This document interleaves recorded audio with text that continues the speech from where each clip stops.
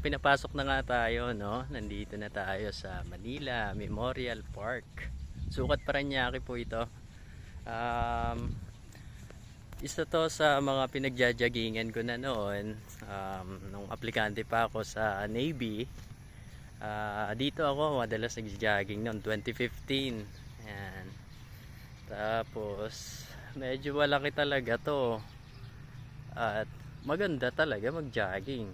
No? Marami kang kasabay, tapos kita mo yun, naghahamog-hamog pa, mga hamog yan. Nakakaanak na lang, hindi ka magtataka na 6 AM ka pa papapasukin kasi nga sementeryo pero maganda talaga mag-jogging dito, guys. Siguro sa lahat ng session ng jogging na inano ko, masasabi kong ito talaga yung best spot, no? Ano, kita mo yan, no? Siyempre hindi dito yung track, meron talagang track ng joggingan, no? Marami. Hindi lang isang oval o isang round, no? Madami dito. Tapos kung ihuhul mo naman ay talagang malaki. Di ko tansya kung nasa 3,000 o 6,000 meters to pag paikot lang, ha. Malaki talaga. So ayan, ang ganda na ito. Kaya pa kasi sementeryo talaga, guys. So eto, warm up lang muna tayo. Iniikat lang natin, tinatansya lang natin kung saan tayo iikot. Ayan. Grabe yung hamog, guys. Daming hamog.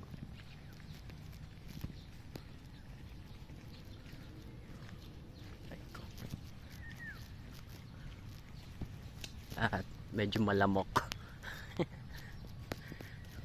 Pero ayun, no, ang ganda. Ang ganda. Jogging tayo dito. Maaga pa naman, siguro pwede tayo maka 1.5 hours, no? By 8 AM. Siguro mainit na yon. Pero maganda dito, guys. Ano?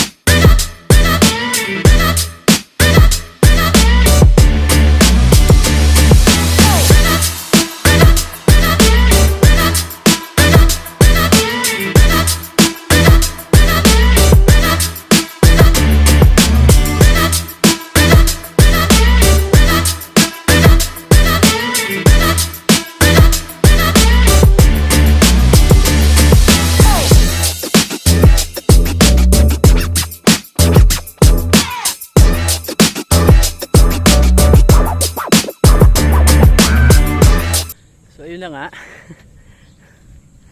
Grabe ang hingal. 2 ikot pa lang ako, guys. Grabe ang layo. So ayun, sa unang ikot naligaw nga tayo. No, nawala tayo dun sa track. Tapos inabot siguro ako ng mga 100 meters na lakad kasi hinahanap ko yung truck. Tapos ayun, after 100 meters naman nakita ko na uli yung truck. Sa pangalawang ikot hindi na ako niligaw. Yun na nga. Ang galing. Sobrang nakakahingal. Oh, 2 pa lang pero basang-basa na tayo. 2 ikot lang yan, guys. Ayan siya. Nagpunas na ako ng pawis. Kasi nga, nung ilang araw, sinisipon na ako. Siguro, tutuyuan ng pawis. Ayan. So, pangalawang ikot pa lang to. Nagpunas na ako ng pawis. Tapos sobrang nakakahingal na talaga. Kasi dala din siguro nung init, tapos yung pag, hindi ko sure. Pero ang sarap, ang dami mong kasabay, ang daming, yeah, nakaka-inspired sila tumakbo. Yung iba lakad lang, yung iba may mga dalang aso, basta marami. So anong oras pa lang, no? 7 AM. Tapos dalawang ikot pa lang ako, nag-start yata ako mga 6:20. So 40 minutes na, 20 minutes ang ikot, no? Grabe. So ayan, ang sarap. Try nyo rin, no? Dito sa Manila Memorial, Sukat Parañaque.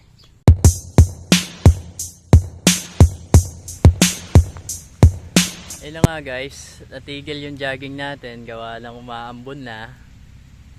So meaning lang, uwian na, no? Doon naka-4 na ikot tayo. Sobrang hingal talaga.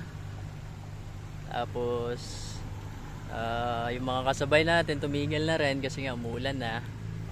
Pero ayun, sulit. Sobrang pawis, basang-basa yung damit ko, which is kailangan na natin magbihis at uwian na, no? Umulan na kasi. Pero sobrang sulit guys, no? Kahit na malayo to puntahan, maganda yung lugar. Papawis mo, isang ikot pa lang, sigurado na ako, hingal na hingal ka na talaga. May paakyat pababa siya, akyat ng tulay, baba ng tulay, mahabang inclined. Sulit. Ang saya, ang sarap jogging dito, no? Nakakainggit yung mga malalapit dito, no? Pero ayun nga, kahit na malayo yung lugar natin dito, hindi pa rin tayo magdadalawang isip na bumalik dito once na may time tayo, no? At yeah, recommendable po itong lugar na to, no? So ayun nga lang, 6 AM ang start ng jogging mo rito, no? Baka kasi pag masyado kang maaga, alam mo na, baka pagpawisan ka ng malamig, no? So patuloy lang po sana kayong manood ng ano natin, yung jogging session, at sana next time samahan nyo na ako. Maging fit po tayo, no? It's a decision to make. Ang pag-exercise ng ganito, no? Cardio, laking tulong, no? Yung blood circulation, yung proper breathing mo, maayos talaga, no? At saka ang bilis ng ano niya, ng tawag nito, lose ng calories mo sa katawan, cardio. Ayun, sana next time masamahan nyo na ako. Have a blessed Sunday everyone. Ingat palagi.